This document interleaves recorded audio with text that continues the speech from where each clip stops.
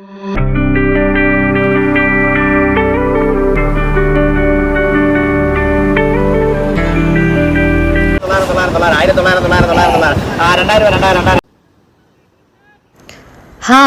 ഞങ്ങൾ ഇന്ന് വന്നിരിക്കുന്നത് തിരുവനന്തപുരത്ത് വേലിക്കടുത്തുള്ള കടപ്പുറത്താണ്. അപ്പോൾ കാലത്ത് തന്നെ കയ്യോടി നല്ല ഫ്രഷ് മീൻ വാങ്ങി പോകാമെന്ന് വിചാരിച്ച് വന്നതാണ്. ഞങ്ങൾ വന്നപ്പോൾ ഇവർ വല വലിക്കുന്നേ ഉണ്ടായിരുന്നുള്ളൂ. മിക്കവാറും ശനിയാഴ്ചകളിൽ ഞങ്ങളിവിടെ വന്ന് മീൻ വാങ്ങാറുണ്ട്. ഞായറാഴ്ച ദിവസങ്ങൾ അവധിയാണ്. ബാക്കി എല്ലാ ദിവസവും ഒരു 8 മണി 9 മണി സമയത്തിനിടയ്ക്ക് വന്നു കഴിഞ്ഞാൽ നിങ്ങൾക്ക് ഇതിനെ വല വലിക്കുന്നതും കാണാം. പിന്നെ ജീവനോടെ നല്ല ഫ്രഷ് മീനെ വാങ്ങിക്കൊണ്ടുപോകാനായിട്ടും പറ്റും.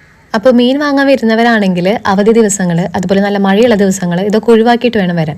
കാരണം നല്ല പ്രതികൂലമായിട്ടുള്ള കാലാവസ്ഥയുള്ള സമയത്തും അവധി ആഘോഷങ്ങളൊക്കെ ഉള്ള സമയത്തും ഇവരിങ്ങനെ വല വലിക്കാറില്ല. പിന്നെ നമ്മുടെയൊക്കെ ഒരു ഭാഗ്യം പോലെ ഇരിക്കും. ചില സമയത്ത് നമ്മൾ വരുമ്പോൾ വലയിൽ നിറയെ മീനുണ്ടാകും. ചില സമയങ്ങളിൽ വലയിൽ തീരെ തന്നെ മീനില്ലാത്ത സമയങ്ങളും ഉണ്ടാകാറുണ്ട്. ഇന്നെന്തായാലും ഞങ്ങൾക്കും കുറച്ച് ഭാഗ്യമുള്ള ദിവസമാണെന്ന് തോന്നുന്നു. കാരണം അത്യാവശ്യത്തിനൊക്കെ മീൻ ഇന്ന് വലയിൽ പെട്ടിട്ടുണ്ട്. അപ്പോൾ ഏത് മീനാണെന്ന് ഇവർ വല തുറന്ന് നിവർത്തി നോക്കിയാലാണ് അറിയുള്ളൂ. എന്തായാലും മീൻ കിട്ടും എന്നുള്ള ഉറപ്പിലാണ് ഞങ്ങൾ ഇവിടെ നിൽക്കുന്നത്.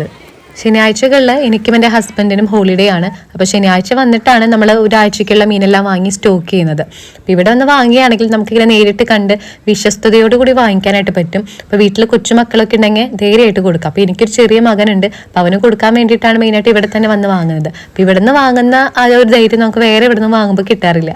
നല്ലപോലെ മീൻ വലയിൽ കുടുങ്ങിയ സമയമൊക്കെ ആണെങ്കിൽ നമുക്ക് കൂടുതൽ ക്വാണ്ടിറ്റി മീനും കിട്ടാറുണ്ട്. അപ്പോൾ ഞങ്ങൾക്കൊരു കൊട്ട നത്തോലി 500 രൂപയ്ക്കൊക്കെ കിട്ടിയ സമയം ഉണ്ടായിട്ടുണ്ട്. അപ്പോൾ നമ്മളൊരു ഫ്രണ്ട്സിൻ്റെ ഗ്യാങ് ഒക്കെ ആയിട്ട് വരാണെങ്കിൽ നമുക്കൊരു കൊട്ട ലേലം വിളിച്ചെടുത്ത് ഷെയർ ചെയ്തൊക്കെ എടുക്കാം. അങ്ങനെ ചെയ്യുമ്പോൾ നമുക്ക് കാശും കുറവാണ്, കൂടുതൽ ക്വാണ്ടിറ്റിയും കിട്ടും, നല്ല മീനും കിട്ടും.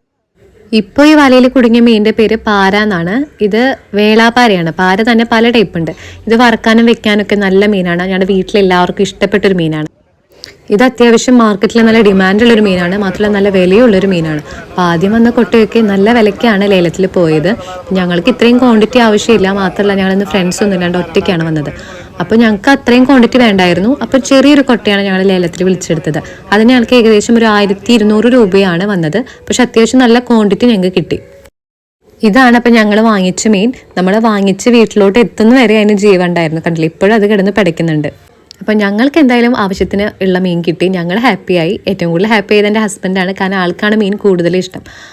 അപ്പോൾ ഈ ഒരു വലയിൽ അവർക്ക് ഇന്ന് മീനൊന്നും കുടുങ്ങിയില്ല. അപ്പോൾ കാലത്ത് എണീച്ച് 10-30 ആൾക്കാർ 2-3 മണിക്കൂർ പണിയെടുത്തിട്ടാണ് ഈ ഒരു അവസ്ഥ വരുന്നത്. അപ്പം വലയിൽ നന്നായിട്ട് മീനുള്ള സമയത്ത് ഇവിടെ ഭയങ്കര ഒരു ഉത്സവ പ്രതീതി തന്നെയാണ്. എല്ലാവരും കൂക്കി വിളിക്കലും ആർപ്പ് വിളിക്കലൊക്കെ ആയിട്ട്. മീനില്ലാത്ത ദിവസങ്ങളാണെങ്കിൽ അവരുടെ മുഖത്ത് ഭയങ്കര നിരാശയായിരിക്കും. എന്ന് വെച്ചിട്ട് അവർ പിറ്റേ ദിവസം വല വലിക്കാണ്ടിരിക്കുന്നില്ല. അപ്പം എല്ലാ ദിവസവും അവർ ശുഭാപ്തി വിശ്വാസത്തോടെയാണ് ഈ അധ്വാനം. ഇവരുടെ കോൺഫിഡൻസ് എന്നൊക്കെ പറയുന്നത് ഒരു തീയാണ്. അപ്പം ഏതൊരു സാഹചര്യത്തിലും ഏതൊരു പ്രതികൂല സാഹചര്യങ്ങളെയും അതിജീവിക്കാനായിട്ട് അവർ സജ്ജരാണ്. അപ്പം അത് നമ്മൾ മുന്നും കണ്ടിട്ടുള്ളതാണ്. ഇവിടുത്തെ മീനിൻ്റെ വില എന്ന് പറയുന്നത് പൂർണ്ണമായിട്ടും അതിൻ്റെ ലഭ്യത അനുസരിച്ചിട്ടാണ്. നല്ല പോലെ മീനുള്ള സമയത്ത് മീൻ വില കുറയും.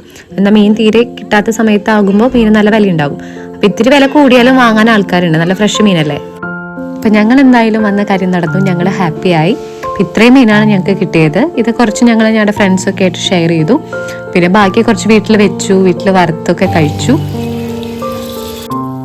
അപ്പോൾ വീഡിയോ ഇഷ്ടപ്പെട്ടവരാണെങ്കിൽ ലൈക്ക് ചെയ്യണം. ചാനൽ കയറി നോക്കി താല്പര്യമുള്ളവരാണെങ്കിൽ സബ്സ്ക്രൈബ് ചെയ്യണം. പിന്നെ നിങ്ങൾക്ക് ഇതിനെക്കുറിച്ച് എന്തെങ്കിലും ഡൗട്ടൊക്കെ ഉണ്ടെങ്കിൽ കമൻറ്റ് ബോക്സിൽ എഴുതാം. ഞങ്ങൾ തീർച്ചയായിട്ടും റിപ്ലൈ തരുന്നതായിരിക്കും. അപ്പോൾ എല്ലാവർക്കും thanks for watching and happy weekend.